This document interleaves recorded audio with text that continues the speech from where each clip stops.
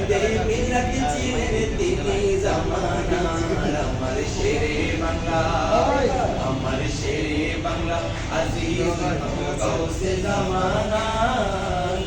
প্রেমাননে চলতে ছিলেন নবী মুস্তাফার আমার শেরে বাংলা আমার শেরে